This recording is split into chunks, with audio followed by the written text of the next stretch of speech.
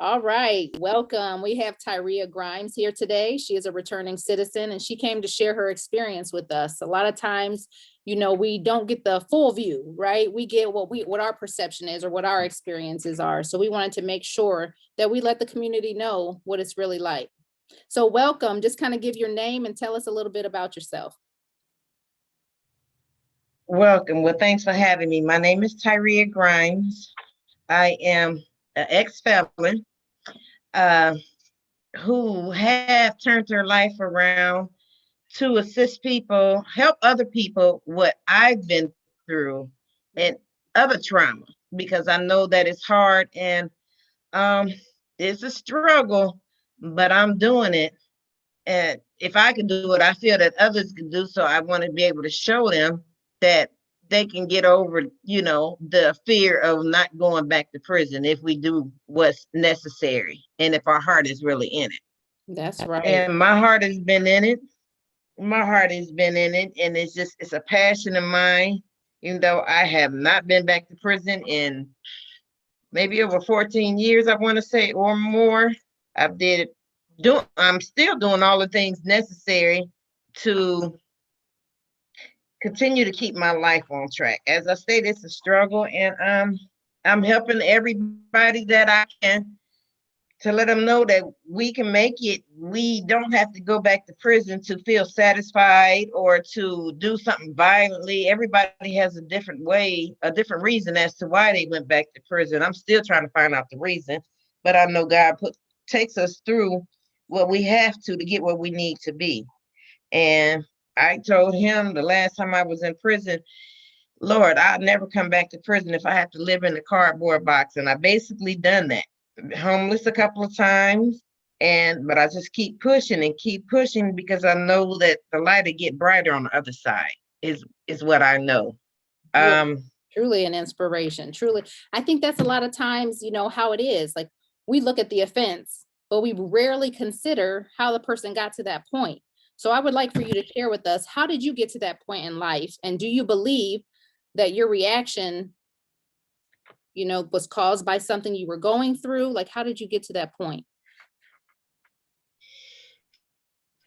how to get to that point was, uh, for one, me being around the wrong people, thinking that they cared for me and I wanted to be a part of something, or I wanted to be not this little church girl. I seen what was going on in the streets or in the neighborhood, and I wanted to be a part of it, but I just ended up going above and beyond, and it led to stealing when I was younger. It led to losing a child in prison. It led to it just led to bigger things, bigger and worser things. But at the time, I thought it was good. I thought the guy, loved me, even though I didn't go to prison for nobody but myself. But, I was just doing what I saw him and everybody else doing, the gold chains and, the nice cars and the houses. I wanted that too. Me and my family didn't have nothing, so I wanted what they had and I wanted to give my family what they had. And I thought, that was the right thing to do. And I kept doing it. And to finally, I had to keep praying while I was in prison to get over this. And then one day I looked in the mirror and I seen just like I was just so ugly. And I said, Lord, if you help me change, I promise I'll never come back here. I promise I'll never come back there. And I didn't. And I didn't. People don't understand, but I just go through the struggle by myself. But what led me to it is wanting self-satisfaction is what comes to mind, or people to acknowledge that I'm not just this church girl. I'm somebody else. I can do what y'all do, or I can do it better. You know, that's what led me to greed is what led me to prison. Greed. It's kind of wanting what other people have, being around the wrong crowd, kind of running Yeah. with the wrong examples. Okay. And Mm-hmm. I did not know that you lost a child. I'm so sorry about that. No, he's still living. He's still Oh, living. It's just the fact that when I went to prison, I didn't know I was pregnant. So I carried him the okay. So whole you 9 months. And when I had him, yeah, I didn't lose him. I lost him to the system. them. But he's back in my life. He's back in my life. That's wonderful. That's wonderful. What support do you feel that you needed to prevent you from going to jail? What support could have been available? Whether it's family or resources? Family, resources. Nobody said you can't, you shouldn't, or what is going to happen if you keep going. You're going to lose your family. You're going to lose the sense of being for real in life, or you're going to lose yourself. And basically, I just didn't have support. I didn't have support. My motto was everybody needs somebody, and I felt like I didn't have nobody. So I just kept doing what I'm doing, because if I kept doing it, then people would accept me, I guess. I could be a part of something and somebody will be my friend at the time. Wow. So I mean, no, you I didn't say have anybody but a lot of God. people probably feel that way. They're trying to be a part of something. Maybe the support system is not at home. Maybe they don't have those close friends or family, and they just want to feel that bond of being with somebody, or that somebody cares, or that we're doing this thing together. So that was a very important thing to bring up. There's a lot of people, I'm sure, feeling that way, but I'm glad that you can serve as an example and kind of give them some guidance of, well, how can we find that support in a more positive manner? So Mhm. let's take it back to when you were serving some time. What programs did they have that you were involved in, and what did you learn from those programs?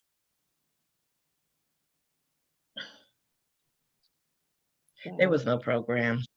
There was counselors, and I would tell those counselors, I knew I needed help. I knew I needed somebody to talk to, but I would tell them, have you experienced what I've been through? Do you know anybody that's going through this or has been to prison?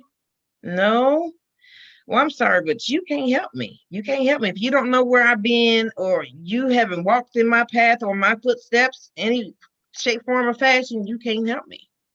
Wow. So I basically I did, yeah, So what year were you incarcerated? there Because was you're no saying, like, program. what year was that? Years, it was years.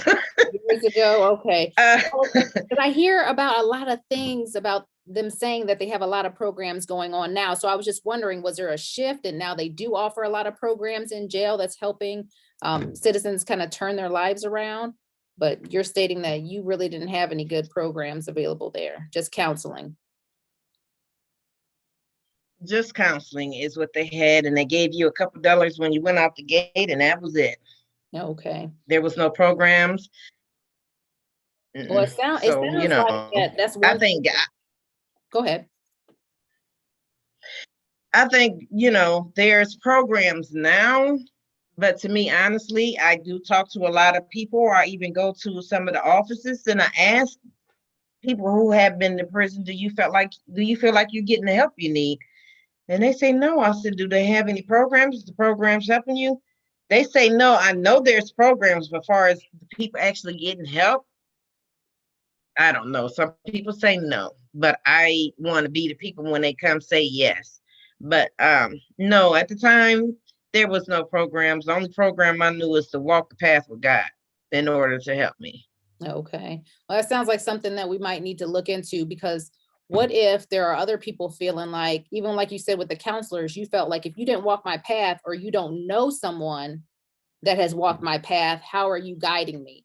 So maybe there needs to be some kind of partnerships between, like, the returning citizens and the counselors. So maybe the counselor can still be there for the Mhm. expertise of what they know clinically, but then you have somebody there that can really directly connect with the individuals that are incarcerated. That's correct, and that's a good idea. Okay, so let's talk a little bit about what you envision now, for your life, since you have overcome so much. Let's see, what do you envision for your life now that you're out? And what barriers are you facing right now that's kind of stopping you from that life that you just desire? What barriers is Well, let's first talk I about desire great. give me an idea of what that life is that you desire. Where do you see Tyreia? What is that life that you just desire to have? Happiness in my family, happiness that I see greatness all around is what I see. But I see that you have to be molded. I have to be molded. I'm gonna speak for myself. I have to be molded and prepare myself for what is coming. Um, I see greatness. It takes time to struggle, everything is step by step. And I just see me just climbing up that ladder to greatness. Um, and to be able to see somebody else smile because of what they've been through and didn't think they can overcome it, or to make them feel better and make them feel like there's hope. So when I do that, I feel good. I feel good that I can make somebody else smile, because it brings, I don't know, I've always been able to help other people with, some shape, form, or fashion. And it brings satisfaction to me knowing that I can help somebody else, because nobody could help me. So I could see me being great at helping others. Okay. That's what I see. I see clean on your t-shirt. What does that stand for? Clean stands for my logo, changing lives eternally now. And I got a couple of them. All right. So you have an organization that you work through, that you have founded, basically. Tell us Yes, a I little bit about your have. organization. As I stated, my organization is called Clean, Changing Lives Eternally. And now I thought about that when I came home the last time, like, what can I do? I just knew I would change lives. So I said, changing lives eternally and right now. Right now. So that organization is to help people, help women. It was based off of women, because I see that men get a lot of attention. I just seen it everywhere I go. Everywhere somebody took me, it was a man talking.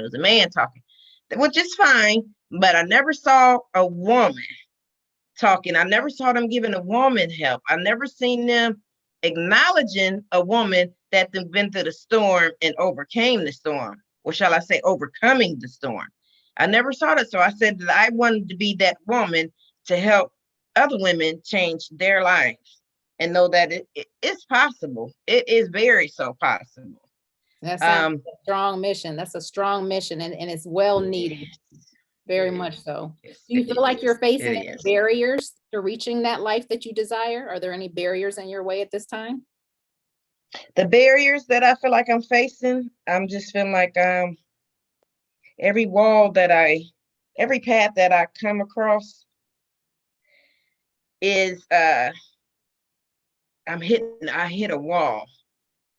People don't, I feel that I'm not acknowledged as to what I'm trying to do or what I am doing. I feel like I'm just still a felon, an ex-felon, or, just coming home felon in their eyes. I'm not sensing a change from others, so the barriers is, there's always a wall on every path that I try to take to, you go to people that think that know more than you, and figuring that, okay, that they will help you, but they still see me as a felon. And that's a barrier, because I don't want to continue to be looked at as, oh, she went to prison and she's just the ex-felon. Mm-hmm. She's just the ex-felon. See me as a woman. See me as a woman of the community that's trying to help others. See me as a global woman that's trying to help others. See me as someone that you want to help and want to be a part of, and believe that women need help just as much as the men. So my barrier is that I'm a woman, is what I feel like. Yeah, see that label, it feels like people who are returning from jail, they just have to keep reliving that sentence, regardless if you did your time or not, with the community stigma, with the way people view you, whether it's consciously or, subconsciously. Mhm. They have that mindset. So I'm glad that you're bringing that to attention, because we do need to be aware. And I feel like with anything, whether it's incarceration, race relations, whatever, the awareness is at least the start. At least. Exactly. What supports do you see in what supports do you feel like is needed in the community for returning citizens? The support I see, it mostly is, we need sincere counseling. Since somebody that's wanting to be, people that's wanting to be patient and people that want to be sincere and truly helping those that's coming home from prison. And one main thing is homelessness. Like I tell everybody, when you come home from prison, especially women, you worry about where I'm gonna lay my head, because some women come from prison and the family don't want to give them a chance. The family telling you can't stay here because ain't no telling what you've been in the prison and what you brought home from prison, or some people can't forgive what you done, and you're gonna bring the law to their homes, or things like that. Like I always say, a man can come home from a prison, not being biased, but a man can come home from prison and he can go lay on a woman's couch. A woman can't come home from prison and go lay on a man's couch. So therefore, she has nowhere to go. If she ain't got a family member, she has nowhere to go. So take me back to where that's what kept leading me to, okay, well, you know what to do to have you a place to stay.